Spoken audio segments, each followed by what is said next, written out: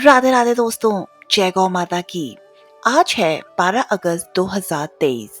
श्रावण अधिक मास के कृष्ण पक्ष की परमा एकादशी तिथि। आइए जानते हैं परमा एकादशी का महत्व। अर्जुन ने कहा, हे कमल नयनन, आपने शुक्ल पक्ष की एकादशी का विस्तार पूर्वक वर्णन कर मुझे सुनाया।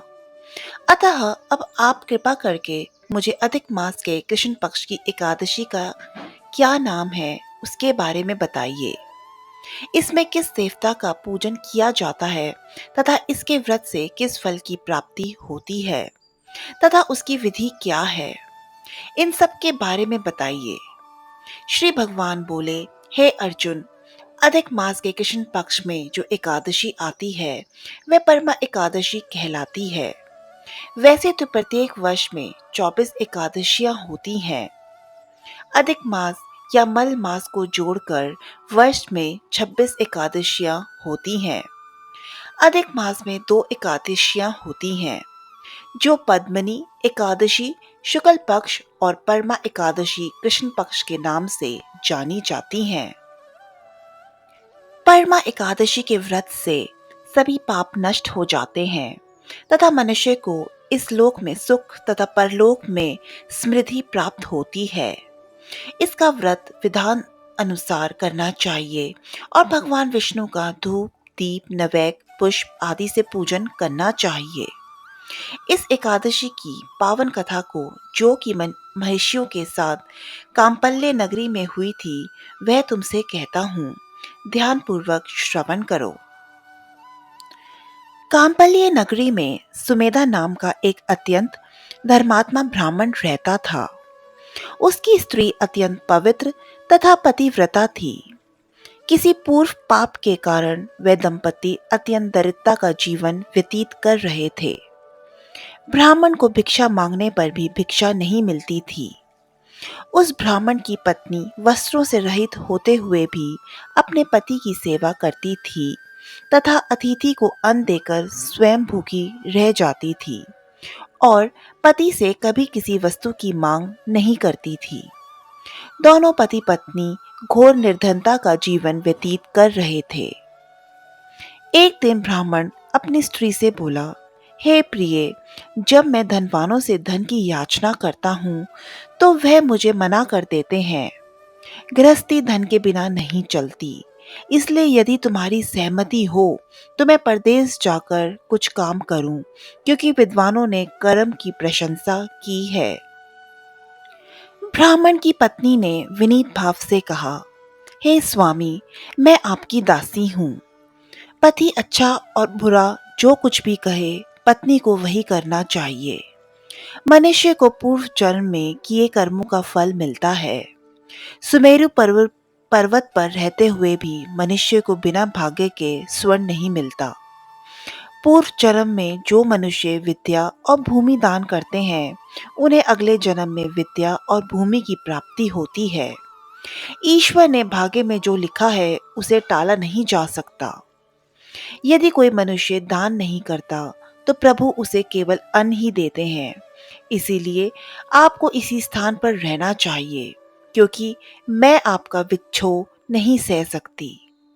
पति बिना स्त्री की माता, पिता, भाई, शफसर तथा संबंधी आदि सभी निंदा करते हैं। इसलिए हे स्वामी, कृपा कर आप कहीं ना जाएं। जो भाग्य में होगा वही यहीं प्राप्त हो जाएगा। स्त्री की सलाह मानकर ब्राह्मण परदेश नहीं गया। इसी प्रकार समय बीतता रहा। एक बार कौंडिन्य ऋषि वहां आए। ऋषि देखकर ब्राह्मण सुमेधा और उसकी स्त्री ने उन्हें प्रणाम किया और बोले, आज हम धन्य हुए। आपके दर्शन से आज हमारा जीवन सफल हुआ। ऋषि को उन्होंने आसन तथा भोजन दिया। भोजन देने के बाद पतिव्रता ब्राह्मणी ने कहा, हे ऋषिवर, कृपा कर आप मुझे दरिद्रता का नाश करने की विधि बतलाइए। मैंने अपने पति को परदेश में जाकर धन कमाने से रोका है। मेरे भाग्य से आप आ गए हैं। मुझे पूर्ण विश्वास है कि आप अब मेरी दरिद्रता शीघ्र ही नष्ट हो जाएगी। अतः आप हमारी दरिद्रता नष्ट करने के लिए कोई उपाय बताइए। ब्राह्मणी की बात सुन कौंडिन्य के ऋषि बोले, हे ब्राह्मणी, मल मास की कृष्ण पक्ष की परमा एकादशी के व्रत से सभी पाप, दुख और दरिद्रता आदि नष्ट हो जाते हैं। जो मनुष्य इस व्रत को करता है वह धनवान हो जाता है।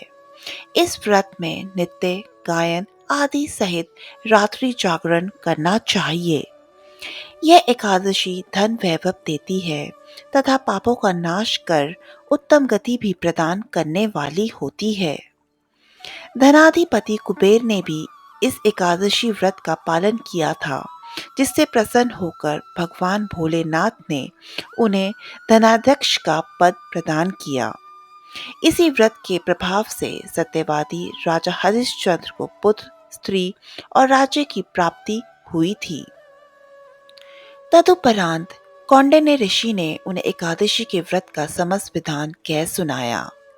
ऋषि ने कहा, हे ब्राह्मणी, पंचरात्रि व्रत इससे भी ज्यादा उत्तम है। परमा एकादशी के दिन प्रातःकाल नित्य क्रम से निवृत्त होकर विधान पूर्वक पंचरात्रि व्रत आरंभ करना चाहिए। जो मनुष्य 5 दिन तक निर्जल व्रत करते हैं वे अपने माता पिता और स्त्री सहित स्वर्ग लोक को जाते हैं। जो मनुष्य 5 दिन तक संध्या को भोजन करते हैं वे स्वर्ग को जाते हैं। जो मनुष्य स्नान करके 5 दिन तक ब्राह्मणों को भोजन कराते हैं वे समस्त संसार को भोजन कराने का फल पाते हैं। जो मनुष्य इस व्रत में अन्न दान करते हैं उन्हें तीनों लोकों को दान करने का फल मिलता है। जो मनुष्य उत्तम ब्राह्मण को तिल दान करते हैं वे तिल की संख्या के बराबर वर्षों तक विष्णु लोक में वास करते हैं। जो मनुष्य घी का पात्र दान करते हैं वे स्वर्लोक में जाते हैं। जो मनुष्य 5 दिन तक ब्रह्मचार्य पूर्वक रहते हैं वे देवांगनाओं के साथ स्वर्ग को जाते हैं। हे ब्राह्मणी, तुम अपने पति के साथ इसी व्रत को धारण करो।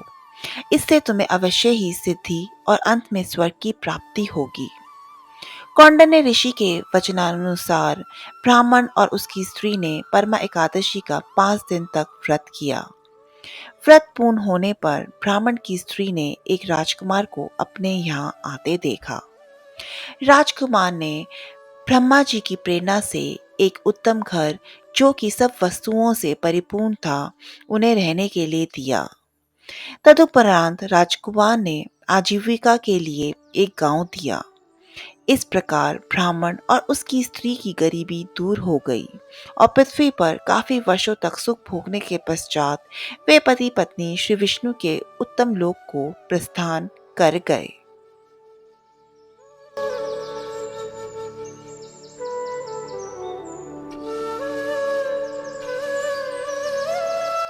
आज परमा एकादशी के पावन अवसर पर हमने श्री हरि विष्णु की प्रिय गौ माता की सेवा हरे चारे से की और भगवान विष्णु और गौ माता का, जिनमें 33 करोड़ देवी देवताओं का वास माना गया है, उनका आशीर्वाद पाया। जय श्री हरि भगवान विष्णु की, जय गौ माता की।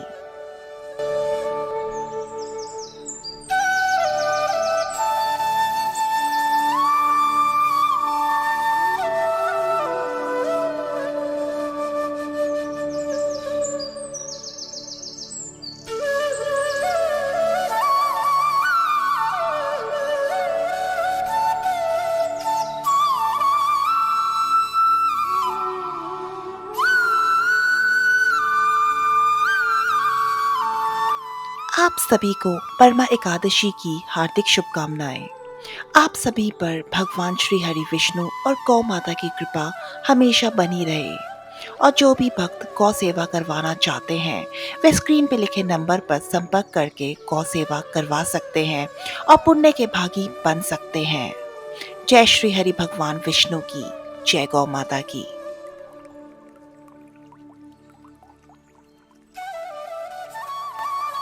जो भी गौ माता के भक्त हैं वो इस चैनल को लाइक, शेयर और सब्सक्राइब करें, जिससे हमारी गौ माता की सेवा और सनातन धर्म की रक्षा हो सके।